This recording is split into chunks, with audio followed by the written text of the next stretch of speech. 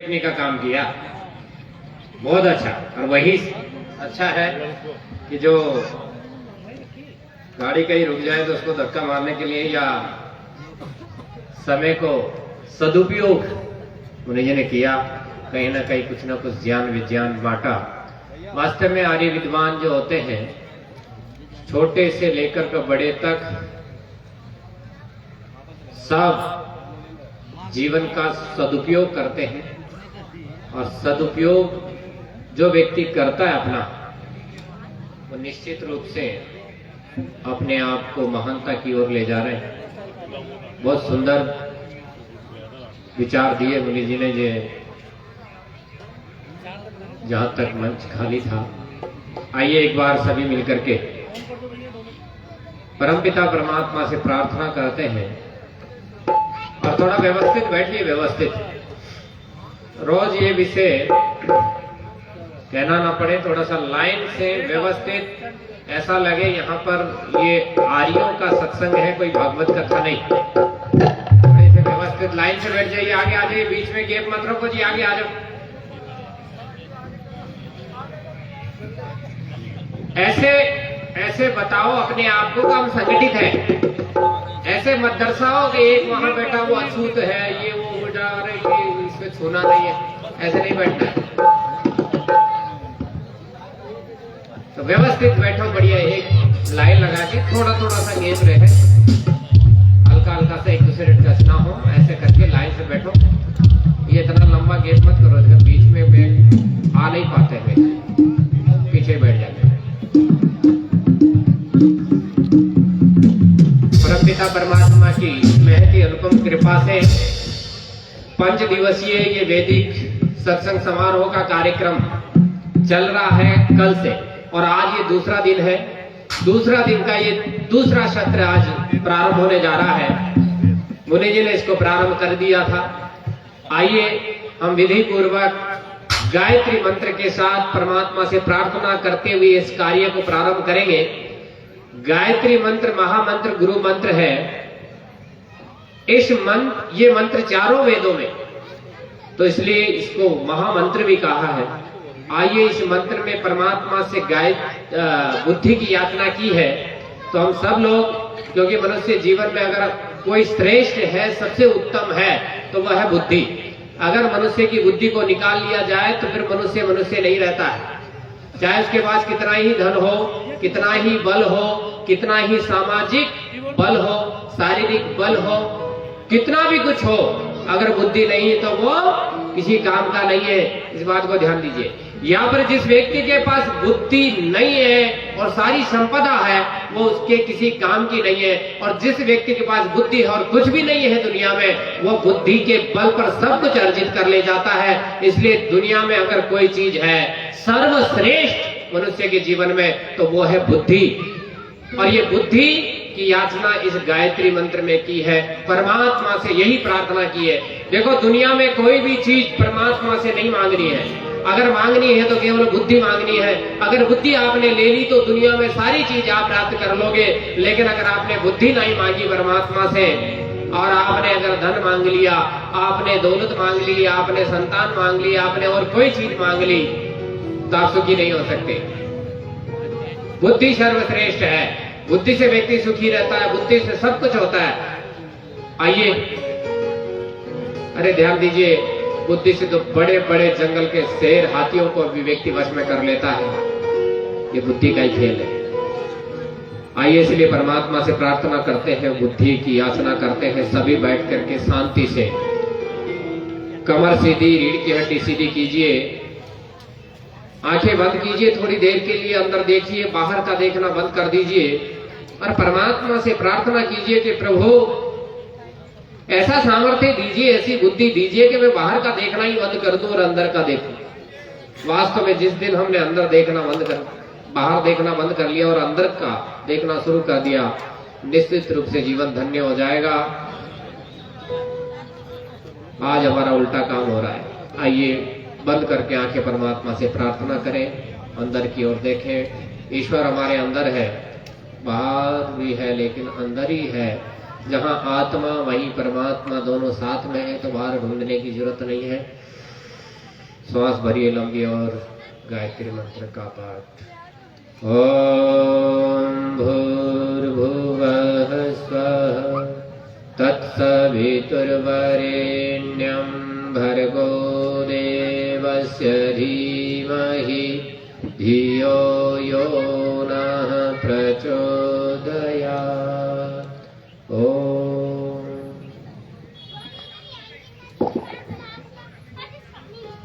मंच के इस कार्यक्रम को मैं आगे बढ़ाऊंगा। हमारे बीच में आप प्रतिदिन 3 विद्वानों को मुख्य रूप से, विशेष रूप से आप श्रवण कर रहे हैं। हमारे मुख्य वक्ता जो इस कार्यक्रम के बहुत ही ओजस्वी, तेजस्वी और बहुत ही क्रांति की भावना से जाने माने, पहचाने जाते हैं, श्री गौतम खट्टर जी हमारे कार्यक्रम के 5 दिवसीय कार्यक्रम मुख्य वक्ता है और भजनों के नव युवा पीढ़ी को नया रक्त का संचार करने वाले, नए जोश, नई देशभक्ति, नई ऊर्जा को संचार करने वाले हमारे युवा भजन उपदेश जो हमारे बीच में कल पूरे दिन जिन्होंने किया और पूरे देश में घूम घूम करके युवाओं को जगाने वाले, वैदिक धुंदुकी बजाने वाले हमारे बीच में संदीप गिल जी, उनके साथी, और अभी अभी गंगोत्री से नया स्रोत निकला। मैं तो बहन जी से थोड़ा पहले परिचित था, लेकिन इस रूप में परिचित नहीं था। जो कल मैंने उनका स्वरूप देखा, वास्तव में आने वाली नई पीढ़ी, जैसे मंच पे बैठने वाली पीढ़ी, वैसे ही आगे नीचे श्रोताओं की भी पीढ़ी है, जो कार्यकर्ताओं की पीढ़ी है, दोनों का तालमेल जबरदस्त बनता जा रहा है। नई युवा पीढ़ी प्रचारक भी बहुत ही अच्छे ढंग से, विचारों से हमारे कार्य क्षेत्र में उतर रहे हैं और ऐसे ही नए विचारों से युवा पीढ़ी कार्य को स्वरूप देने वाले या वेद का प्रचार करवाने वाले नई युवा पीढ़ी भी तैयार हो रही है। तो निश्चित रूप से आगे से दिख रहा है मार्ग की वेद का जो वाक्य है, कृणवंतो विश्व मार्यम, ऋषि का जो उद्घोष है, ऋषि की जो भावनाएं है, वो साक्षात्कार होने में मार्ग दिख रहा है, होने में, सफल होने में जो है संकेत दिख रहा है। हमारे बीच में बैठी है बहन निकिता जी और उनके साथी। आइए मैं इस कार्यक्रम को प्रारंभ करता हूं। आप सभी से निवेदन है, जहां तक मेरी आवाज जा रही हो, कार्यक्रम प्रारंभ हो चुका है। आप सभी ग्रामवासियों से निवेदन है कि शीघ्र, अतिशीघ्र कार्यक्रम स्थल पर पहुंचे। पांडाल अभी आधा खाली है। आपसे निवेदन है सभी से कि आकर के स्थान ग्रहण करें। पहले आओ और पहले पाओ। अगर मान लो देरी से आए तो बैठने को गद्दा नहीं मिलेगा, नीचे बैठना पड़ेगा। इसलिए सबसे निवेदन है कि शीघ्र शीघ्र पहुंचे। मैं बिना विलंब करते हुए आइए मैं निवेदन करूंगा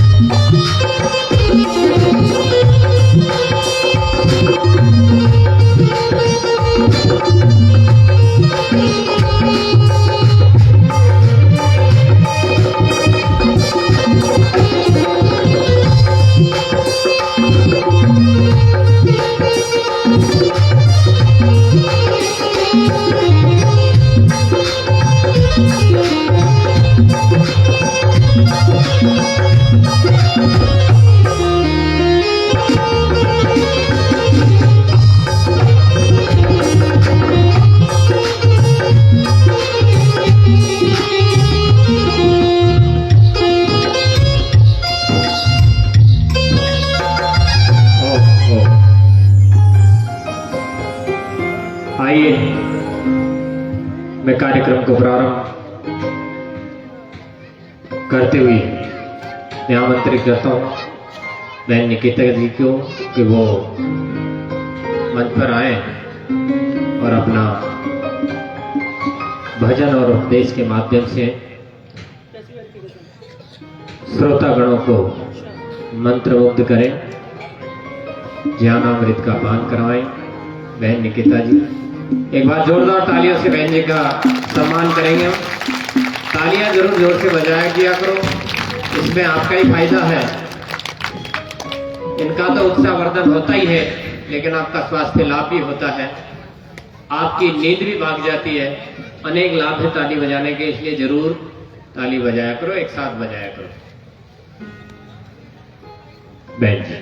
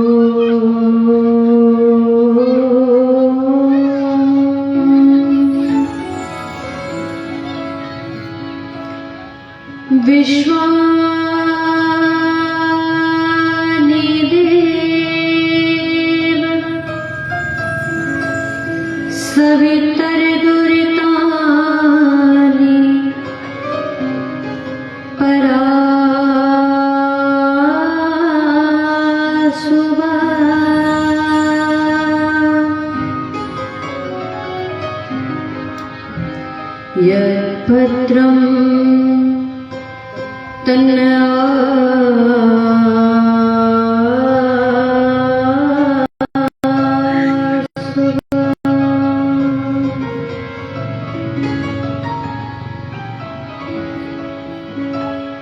पाप की बेल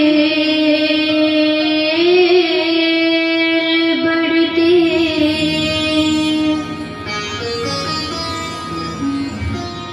और पुण्य घटते जाते हैं।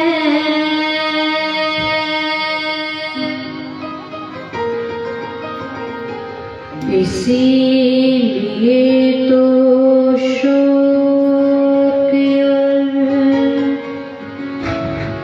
संताप बढ़ते जाते हैं।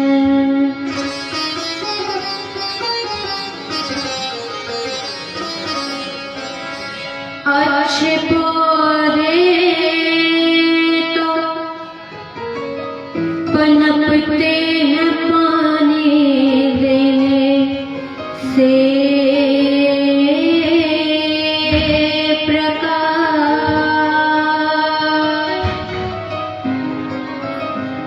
ये झाड़ और झंखाड़ अपने आप बढ़ते जाते हैं।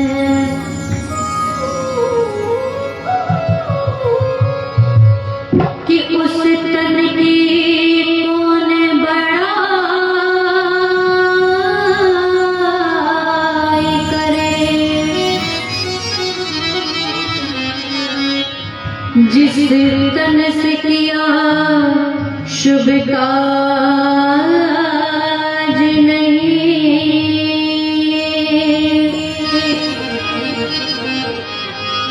जो तीर निशाने पर न लगे वो पक्का तीरंदाज नहीं। कि वो पूत कपूत कहाते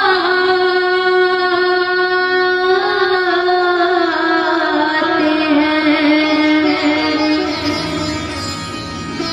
जिनको निज वंश की लाज नहीं।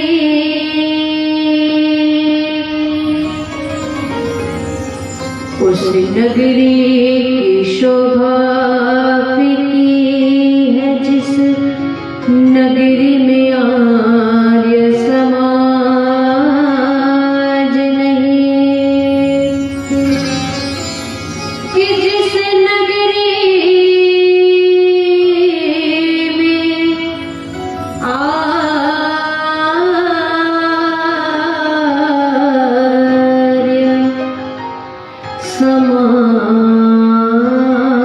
समाज नहीं।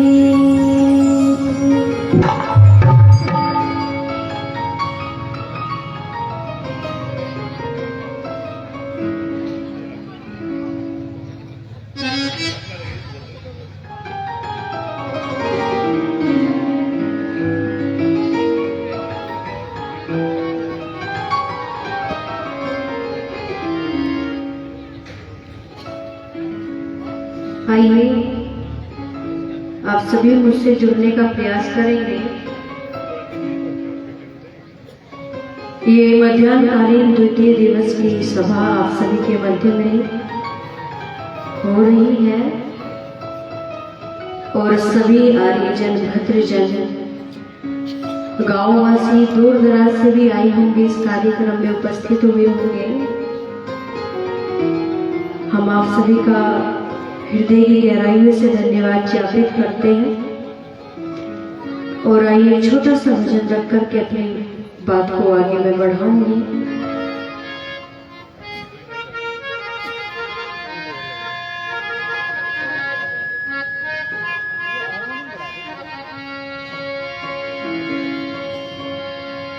क्या लिखा कि हो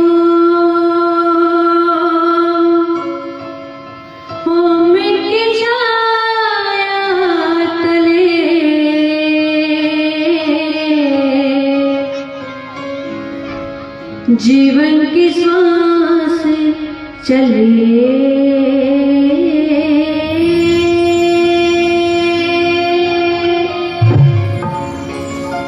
कि ओम की छाया तले जीवन की श्वास चले। और क्या लिखा? ओम